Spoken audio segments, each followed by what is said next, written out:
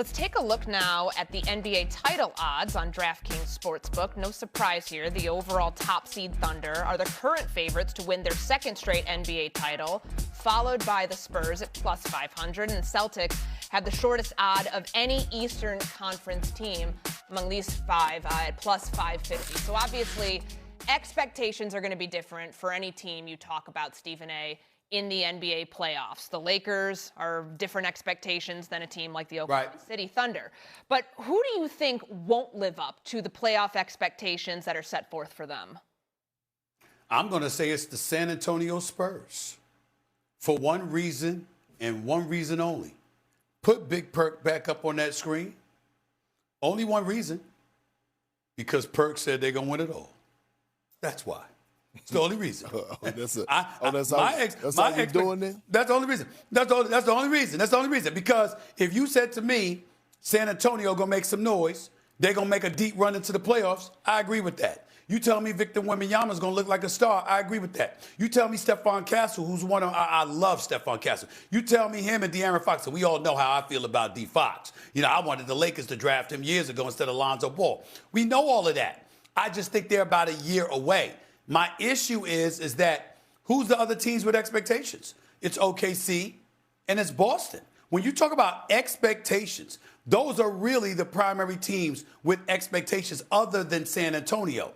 You look at Denver, you know they could make some noise, but you still have San Antonio and OKC ahead of them. You look at Detroit as the number one seed, everybody's got Boston ahead of them. So when you look at the actual expectations, championship expectations, it's four teams, essentially, really three that you're looking at. It's looking at San Antonio, OKC, Boston, with Denver on the outside looking in. And I think of those four, the team that will not meet expectations is San Antonio because people like Perk are on the airwaves saying they're going to win the whole thing. And I don't believe they're going to do it. I believe that team is going to be the OKC Thunder.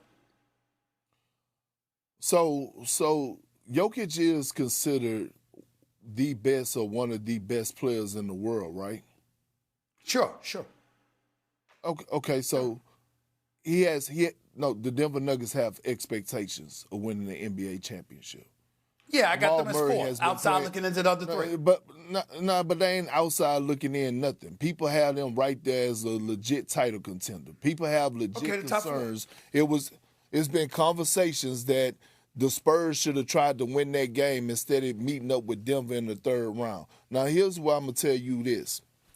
The team that will not live up to the expectations is the Denver Nuggets. But you know why? Because one of our favorite players, your favorite player, my favorite player, every former player, favorite player, Anthony Edwards is who they will be facing in the first round. And I get it. They're 1-3. The Minnesota Timberwolves are to the Nuggets this season. But when it comes postseason time, I'm looking at Anthony Edwards to take his game to another level. We're talking about a core group with the Minnesota Timberwolves that have been to back-to-back conference finals that was embarrassed last season by the Oklahoma City Thunder. Anthony Edwards went on the stand and said, no one is going to outwork me. I'm going to basically learn from this, and I'm going to come back better next year. I believe that Anthony Edwards is on a mission. I believe that we're not talking about Anthony Edwards and the Minnesota Timberwolves enough.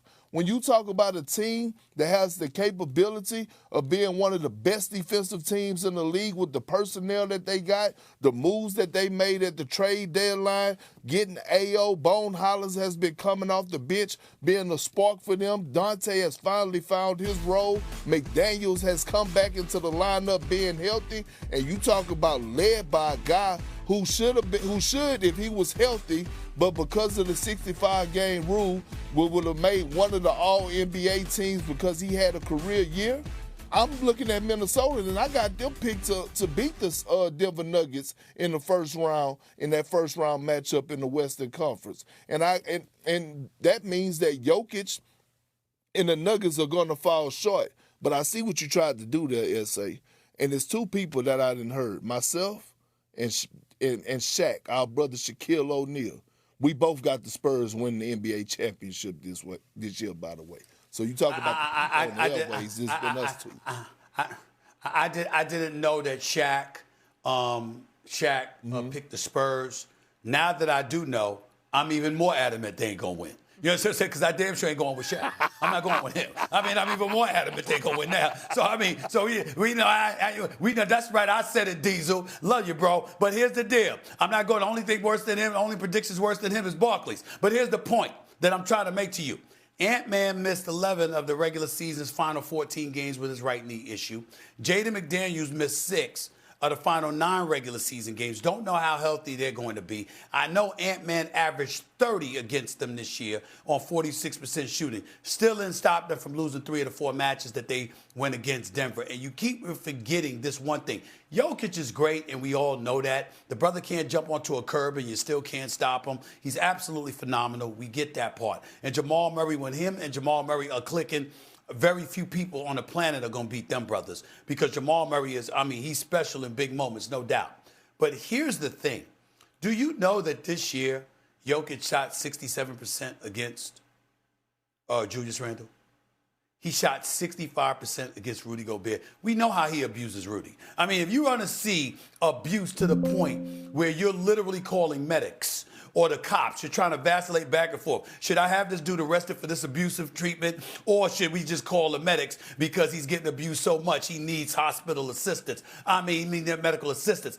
That is what Jokic does to Rudy Gobert, who is no match for him whatsoever. That's why I don't have Denver losing this series, as much as I hope I'm wrong, because I love to see, my dream come true would be to see Ant-Man in the NBA Finals, because I just think the brother's fantastic and he would just put on an absolute show.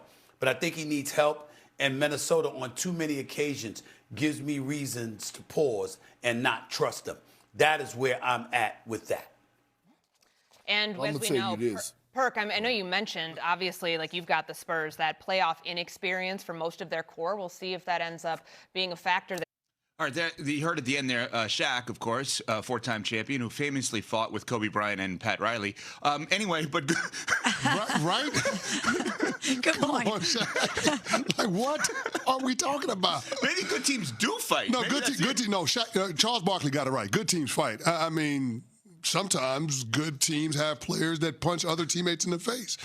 Not calling out any names, Draymond Green, but we've seen that. And those are great teams. Jordan. Dynastic teams. Scotty Burrell. He's somewhere out here walking around lumped Steve up. Kerr. Yeah, Steve Kerr. Like, all these guys. So good teams, championship winning teams, they have disagreements. But that stuff doesn't get out if you have strong leadership in the locker room. The only time that stuff leaks to the press is when people have ulterior motives, they have, selfish agendas, and ultimately that leads to the undoing of a team and ultimately the organization. And in the case of Doc Rivers, they hired him with championship expectations. They made the Dame Lillard trade. This was supposed to be a tandem that ushered in another window to compete for championships for the Bucks, while they have the most important player in the franchise's history in the last half century. And yet it ended disastrously. Disastrously. Doc Rivers' record in the regular season with the Bucks is 97-103. That's not what they brought him into Milwaukee to do. Nope. Mm-hmm. So when we start talking about getting a fair shake at it versus being unfortunate or unlucky, it's far more, to me, the former and not the latter. Doc Rivers had every opportunity to stabilize this franchise, stabilize this team, and convince Giannis that the franchise was on the right track, and he failed to do so. Now, there's been reports that the Bucks want to try to move Doc Rivers into a different role. I don't know if Doc Rivers is amenable to that. We'll see what happens in the coming days. But I don't understand why they would want him to continue to be a part of the organization.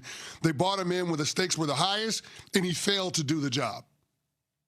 And not only that, it doesn't seem like he's that connected to the organization or the guys in that locker room. If so many people are going to talk to Shams and others to talk about their frustration with Doc and things that he was saying in the locker room that wasn't landing, even though he's a Hall of Famer, he's won at the highest level with this specific organization. If you don't have that connectivity, those relationships, and you fell short from a basketball standpoint, what's the point of really having you come back and have another type of role? How additive will it be if the message that you want him to convey is falling on deaf ears because of previous relationships? Well, congrats to Doc on a Hall of Fame career that, as a coach, likely You don't ended know if last it's night. You think it's over? You think he's going to coach again? I don't know. Listen, you can say what you want about Doc Rivers and whether or not he's a good coach. Doc Rivers has a Hall of Fame agent. Hall of Fame agent. Who's better, his or Kirk Cousins? No coach has gotten more run out of one championship than Doc Rivers. No coach in any sport. So, like, I understand what you're saying, and you're probably right. The man has 7 grandkids, so he's probably done. But I can't say that definitively because Doc Rivers always finds a way to service. The man was working here at ESPN and ends up coming off in the middle of the season to go work for the Milwaukee Bucks because they got rid of Adrian Griffin after, 33 games? So, yeah, I hear what you're saying. It's probably the end of the road, but we don't know that definitively. All right, coming up. If it's not up to you, who is it up to? We will answer that question next. We're on Sportsmanlike, presented by Progressive.